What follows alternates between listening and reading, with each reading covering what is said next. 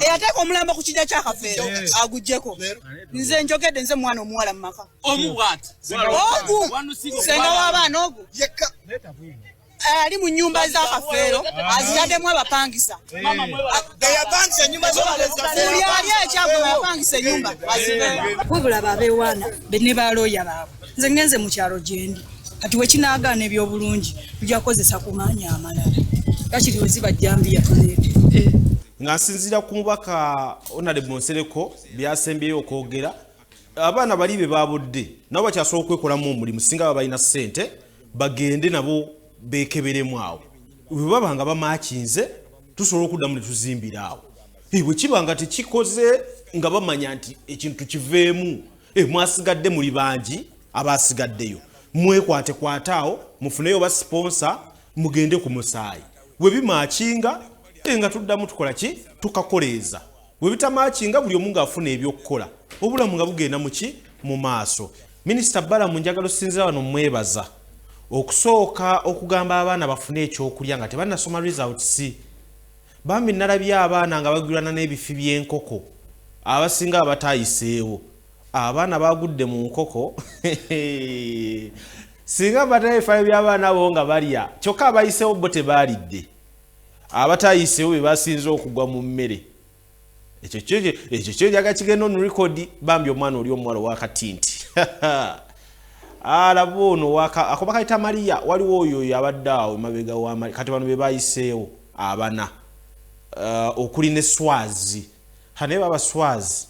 buli muntu yadabuuza Swazi ayiseewo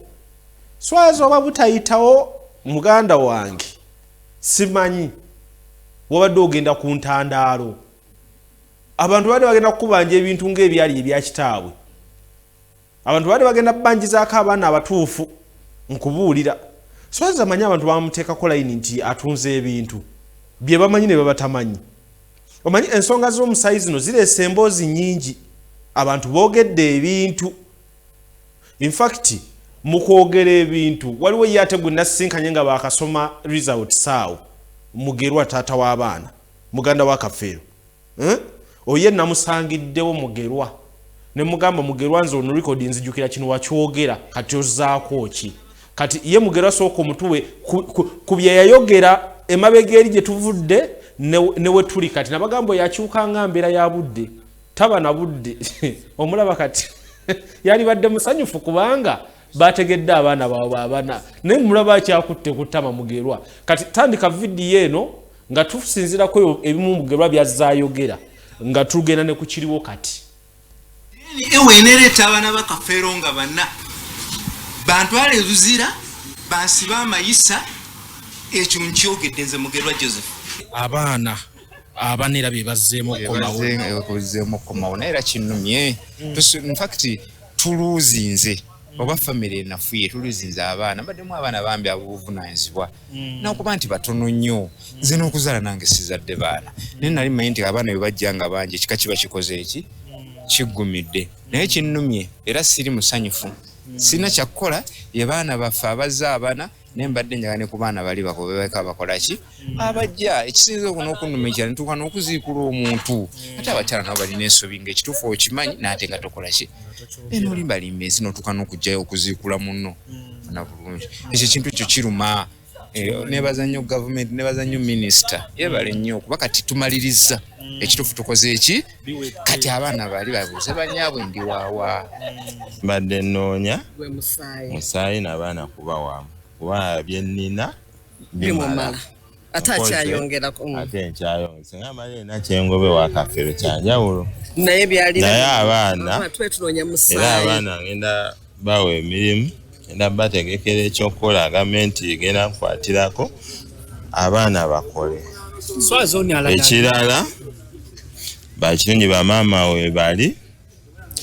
abaana ngenda fuuka taata waabwe yoyo Mugerwa original eyo gye twatandikira nno Mugerwa nga kakasa nti singa abaana babeera bana bokka nze bansibe n'ebisumuluzo babikole ki babisuule mu nnyanja kakati yaleese bana n'ondabiraawo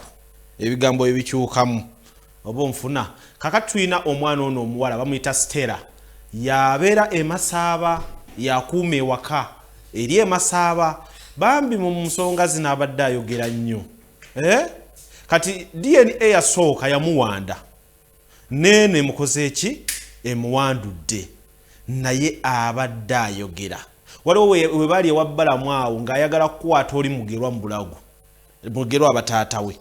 omanyi ensonga nga zino waliwo ebintu bye natunulidde by the way nga twogera ku bintu bino mufunemu ebyokuyiga tesaagala obeereyo onyumirwe bunyumirwe ogambe mbu wakafero kiriwo ekiti njagala obeeko ekyokuyiga woba mwana baako engatto z'omwana z'oyambala wano kuba n'abaana woba taata baako engatto z'okola ki z'oyambala kwegamba tubeeko kye tufunamu omwana ono ejjo nazzeeyo nentunula mu butambi bwe obukadde omanyi buli mwana nagenze mmutunulamu nga bimaze okuggwa nandaba omwana ono ebyaddala nga waliwo wabadde ayogera nga bambi embeera eno ebatuusizza mu kifaananyi nga omulaba ng'omwana ataba nampisa nga watuuka osunsula maama w'omulala amusunsula talina kamulekeramu nga watuuka okwogera amaanyi ago bambi olw'okuba nti kale abadde alabanga gwe baabuula ng'olaba gayitirirramukko oba onfuna nga kwegamba kiri eky'omwana kyamuvaamu nga yayambala ekintu kirala mu kunoonya obwenkanya so ebyo byonna bibeeramu kitegeeza singa kikeranga nga kikuliko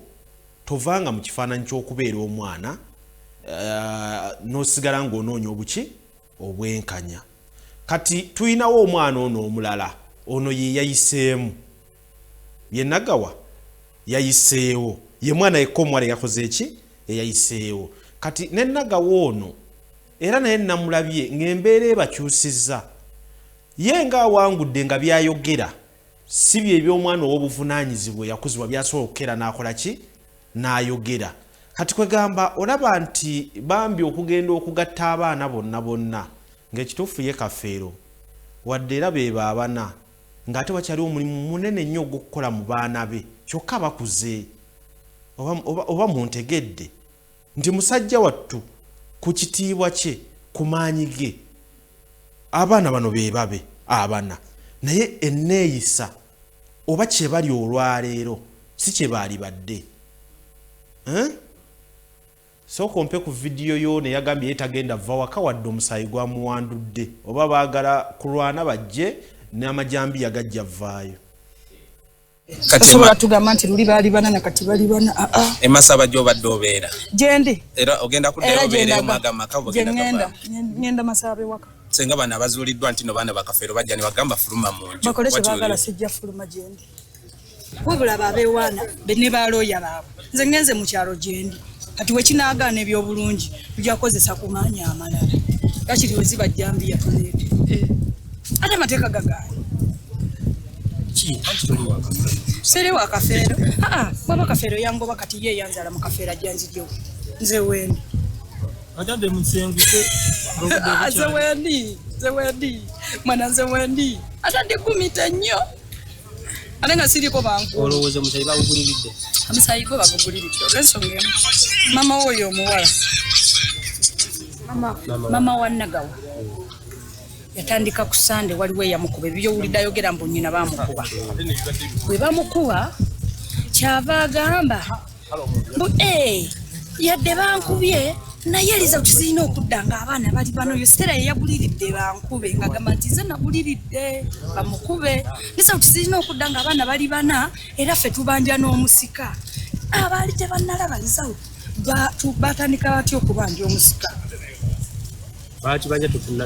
bakibanja tezinaba bulijjo ono yennyini gwembuuza nga ŋŋamba teri yaguliridde tebasobolera abaana bangi ono yennyini oyo kale ali mu lukwe oyo kalo taata nende bonna bali mu lukwe bale kugumiikiriza tuvumiddwa ne tugumiikiriza naye omusika wuno mukulu wange twagala kwabya lumbe tutereko muzeeyi ki omusika muzeeyi awumule mirembe muzeeyi tawumudde tebamuteeranko musika kuba n'omusika gwe bamuteerako bamukebedde DNA yayisemu buyisi nga mpewo noye kujja okukima omusaayi takomyewo muganda wange mukulu wange wuno gwenzirako muyinza okuleka omuntu eyateeka omulambo ku kijja kya Kafeero aguggyeko nze njogedde nze mwana omuwala mu maka omu bwati ogu senga w'abaana ogu ali mu nnyumba za Kafeero azitaddemu abapangisa buli ali ekyagwe yapangisa ennyumba kuba simatidde so abantu wembadde mpita okukyamuukirira kati ate wano wetutuuse ensonga tezikyakwatibwa nga wembadde mu bikwata luli kaakati ono mwana wa buwala teyakomyewo agamba siva waka oli omwana w'obuwala eyakomyewo nga ye mwana wa Kafeero yagamba buli eyateeka omulambo ewaka gukole ki agugjewo tategeeza nti nno oli nti oba ayinayo omwana eyafa kati oli yaba afuuse omulambo oguli ewaki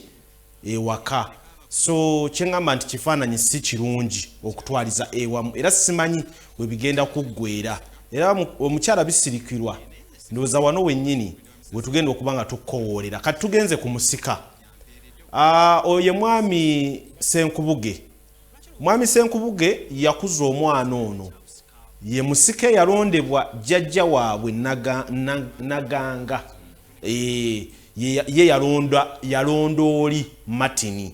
kati Martin gwe balondanga omusika mu lumbo olwakolebwa onfuna bulungi naye omusaayi teyakoze eki teyayiseewo kati ye Senkubuge yagambye nze nayamba Munnayuganda kyamulumye naye kati ye kakitwale nti yayamba muki Munnayuganda tuwe ku nsonga z'omusika abadde omusika nga tugenda ofuna omusika omupya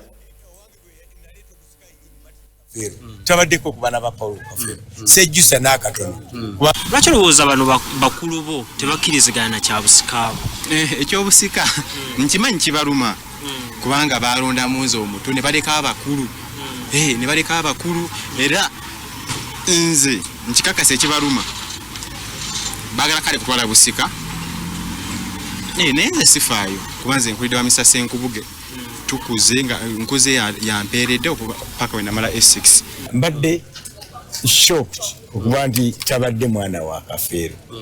kubanga ne banne bennyini baali bakimanyi nti ye era nga bamuyita jangu tuteese omusika ogamba ki owange gwe naleeta omusika yennyini Martin Kafeero tabaddeko ku baana ba Paulo Kafeero sejjusa n'akatono kubanga nayamba Munnayuganda n'akulaakulana era musabira atambule bulungi era nja kusigala nga ndi taata we n'abadde alabirira ku bali abaana abalala musaba asigale nga taata waabwe ate n'abaana abalala baba tebalina taata nze Charles James Senkubuge wendi nja kubaza baganda bange tebanjagala bankyawa ate nga nze nagenda osika nga ndi kaana kato siina musango ate muzaidi nangange yanteeka ku busika yayogera ekintu kino bannabamuli abasinga baaliwo baseeguya baaliwo yagamba kantekeko omwana omuto atalitunda bintu Kafeero tetugamba nti omwana wange nosi mwana wange nosi mwana wange era ffe kitwagambanga nti abaana nga bamufaanana naye ate nga yabiyimba bino byemuwoza akano kange kafaanana eno bakuteza olubobbo ne kakumalayo yali yeyimba Kafeero nkinewunyiza nnyo buli kyamutuukako yakiyimba kati kitwalooza nti ayimba baana babalala ng'ayimba babe ani owokunenyezebwa mu mbeera eno owokunenyezebwa mu mbeera eno maama abaana bandibadde bagamba nti mukola ensobi oyo si abazaala wali nga bikyeke nga bizanga olina akakisa nti tuyimuyinza okubba ne musimagulinga ne mufuuka abaana kirala naye kasitabaga nti omusajja tugenda kumusimulayo bane badde bapulinga out abaana bagamba owange tugenda bijja kuswala owange tugenda bijja kuswala tulowooze nti bano abaana ababadde baboolebwera olwedde nga kati era DNA bakasusa ebweru tugambe nti bagenda kusigala nga baliwo batyo mu nsi nga balinga ntenga si ntenga beekumemu omulimu bakole nze owange nange gwe naleeta omusika yennyini owange gwe naleeta omusika yennyini Martin Kafeero tabaddeko ku baana ba Paulo Kafeero sejjusa n'akatono kubanga nayamba Munnayuganda n'akulaakulana era musabira atambule bulungi era nja kusigala nga ndi taata we n'abadde alabirira ku bali abaana abalala musaba asigale nga taata waabwe okay ensonga wezityo wezatambudde mu bufunze kakati abagamba nti abaana abasinga omusaayi gwe gwabudde bafaanana omugenzi Kafeero kati asita twasazeewo okukwata sayidi eyo ya DNA tukkirize n'ebyakoze ki n'ebyavudde gwe newonaabeereyo n'owakana ebyuma byo kyekyo kyebyakoze ki kyebyalaze okuleka mpozi nga nsinzira ku mubaka Honorable Nsereko byasembyeyo okwogera abaana bali be babudde nabo bakyasobola okwekolamu omulimu singa baba balina ssente bagende nabo bekeberemu awo bwe baba nga bamakinze tusobola okuddamu ne tuzimbira awo bwe kiba nga tekikoze nga bamanya nti ekintu kiveemu mwasigadde muli bangi abasigaddeyo mwekwatekwataawo mufuneyo ba sponsor mugende ku musaayi bwe bimakinga nga tuddamu tukola ki tukakoleeza bwe bitamakinga buli omu ng'afuna ebyokukola obulamu nga bugenda muki mu maaso ekyokola ekisinga okunnuma nga mmaliriza abantu nga bano kuba waliwo n'omuyimbi era sita kubaliwo bami ntunula mu baana be nga olaba ebyokusoma tebabijjumbidde bali awo buli omu ali ku taata yakola naye ng'olabira ddala nti ku kitiibwa ky'omusajja ono kyayina singa abaana be babadde bajjumbidde okusoma ku mirimu eminene egiri mu ggwanga muno taata bwe talina watasobola kukonkona ne babawa ku mirimu egyo naye wentunulira abaakafeero abaasuuliddwa n'abayiseewo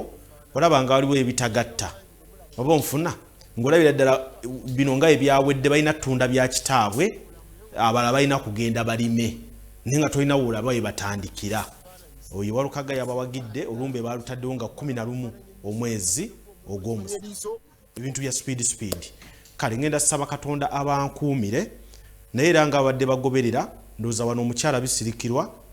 yawangudde era nga tunoonya abantu abasanyufu wadde ayinza okuba omunyiivu nti bazirikula munywanyi we ye bisirikirwa azayogera ebigambo naye nga bibuusibwa amaki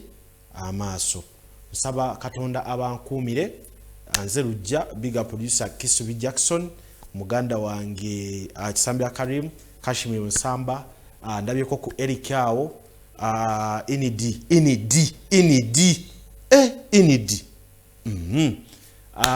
saba abakuume olunaku lw'Emande tujja kuba tutandikira awo